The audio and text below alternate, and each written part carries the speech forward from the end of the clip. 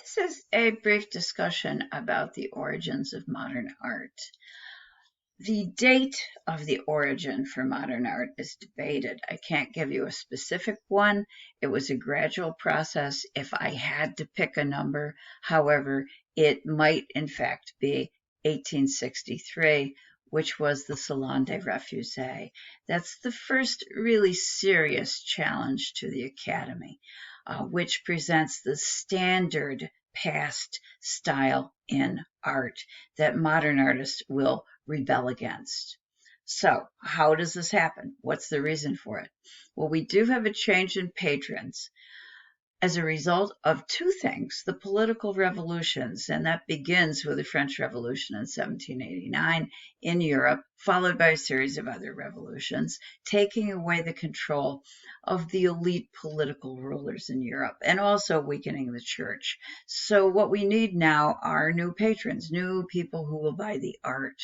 And this is going to be found in the middle class and the masses, us folks, essentially, bringing a new interest and a new ability to become consumers of fine arts. There's another revolution, but it occurs in a different way. It is the Industrial Revolution. You can see it right up here.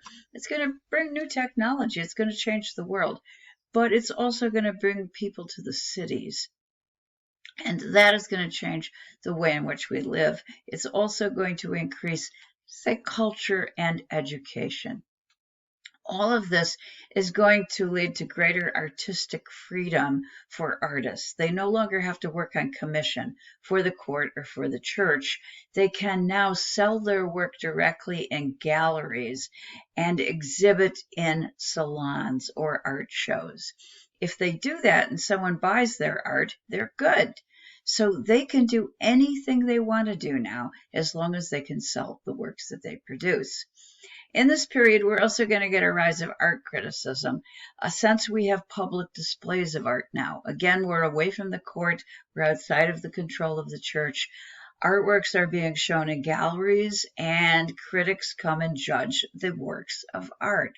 Critics then become pretty important because they help to influence our views of art. But around the same time, museums are also beginning to develop, based on the idea that exposing the masses, exposing people to art will help to bring them into accord with social values shared by the community, basically to make people more cultured. The Metropolitan Museum of Art in New York City, just as one example, was begun in 1870. This is also a way of getting art to the ordinary folks, not just to the rich. So we're talking about an incredible period of change. In the 19th century, also beginning with usually the date we pick is 1826, the new technology, photography, is invented. This is going to provide the world with an incredible amount of new information. I cannot stress enough the importance of photography in shaping our worldview. It is going to influence painting, and it is also going to become an art form on its own. All of this is going to lead to challenges to the Academy, which is the official art school, especially the art school that was located in France. France being the center of the world of art from the 17th to around the mid-20th century. Since modern art tends to rebel against the standards of the Academy, we do need to know what the Academy is. Each country had its own academy, but in particular, the French Academy, which was the center, particularly Paris, the center of the art world, is the one we're going to focus on. The French Academy is established in 1648, and its purpose was to ensure quality. It put forth an official style with very, very high standards.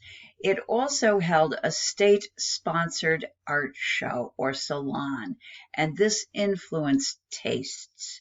In order to get your work into this art show, you had to follow the procedures of the Academy, and that meant to paint in the official style of the Academy. Thus, the Academy controls tastes. So what is the style of the Academy? It puts forward naturalism, which means extraordinary life-like painting, making images look like the things we see in nature, making them look convincing and natural.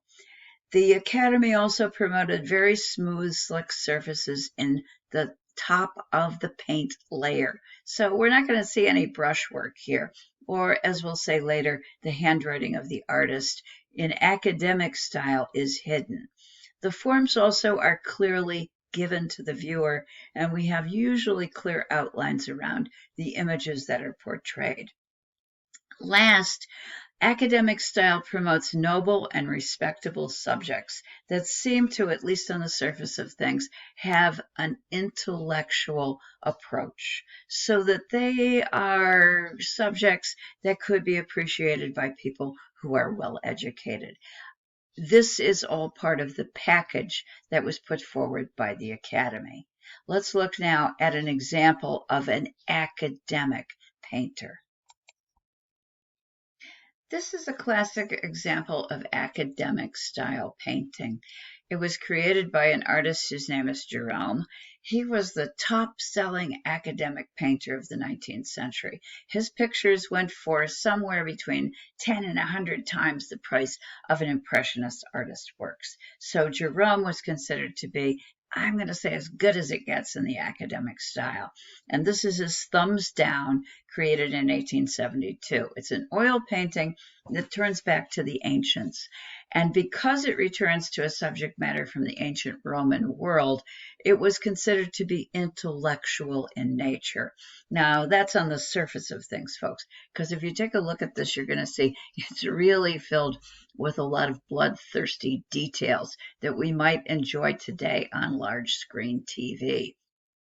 The triumphant gladiator stands above with his foot down, I think, on the throat of the opponent who clearly has succumbed on the battlefield of the Colosseum.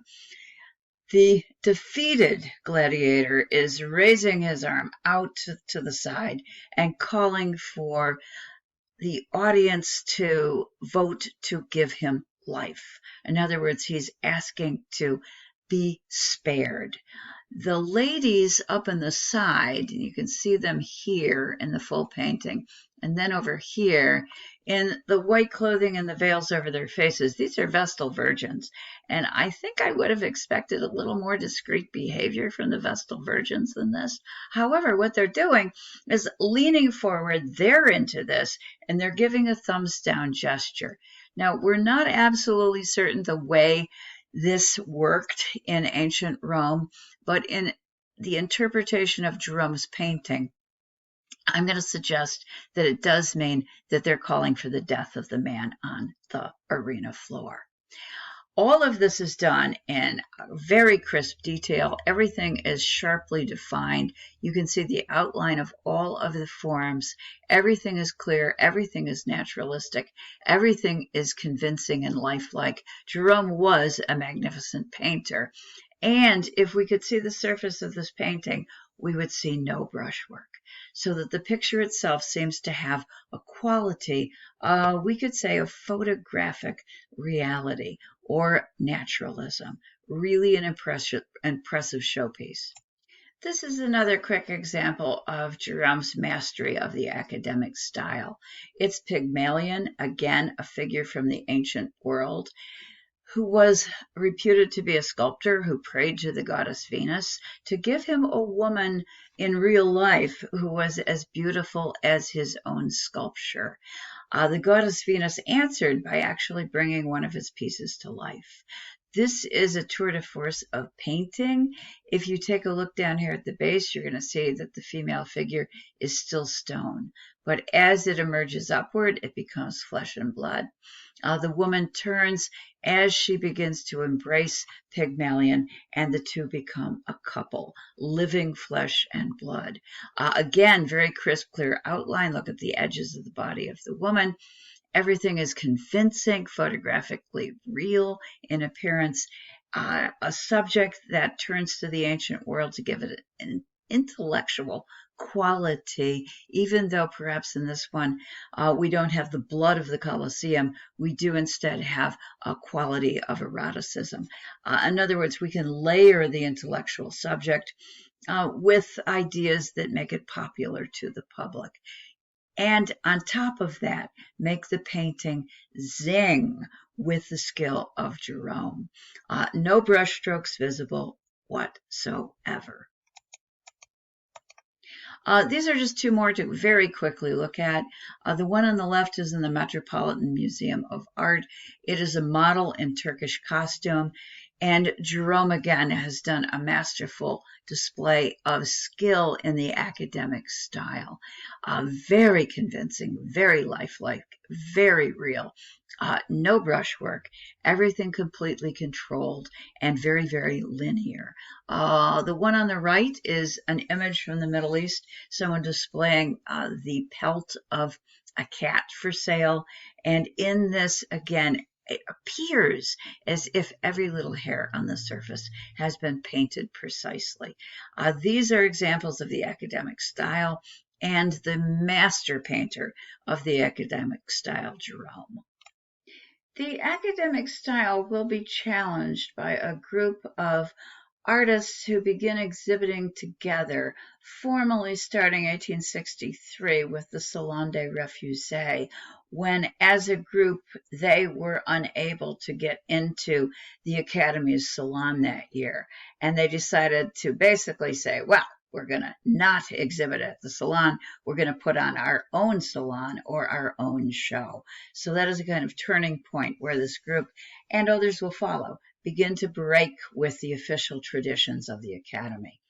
One of those artists exhibiting in that Salon des Refusés in 1863 was Edward Manet. You can see his good beer on the left next to a portrait. Both of these are portraits by Gérôme on the right, and it'll give you a little bit of a sense of what change is beginning to take place. Gérôme's figure is very aristocratic. He is a member of the elite. He is dressed in finery, and he is very precisely painted. He is also slightly above us, just a little bit above our point of view, and he is at a distance from us.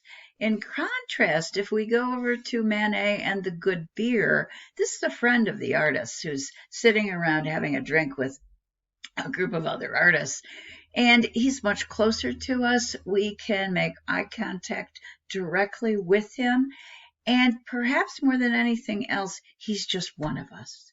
He's not a member of the elite. We have a new change in subject matter as we begin to paint, not just for the rich and famous, not just for the court, not just for the church, but now we are painting for the middle class. And this guy with a pipe and beer would belong to the middle class. In addition to that, though, what Manet is beginning to do is to loosen his brushwork and show us some of the details on the surface of the canvas. This is a closer look at the face of our man with his pipe and beer. You can see as we get closer, it looks like he's done this frequently. He's got a bit of a pop belly. He's not perfect. And there's some highlights dashed very quickly if you go over here and here. And even the collar of our man has dabs of paint that have been put on in a hurry, capturing highlights. As the artist captures the light on the surface of his subject, including the smoke that curls from the pipe, what begins to happen as we move towards abstraction, we're beginning to lose the form and the clarity, which was so important to the academic style. As we work for new patrons and as we depict new subject matters, we also change the style of art, moving towards abstraction and flattened forms, such as we have here.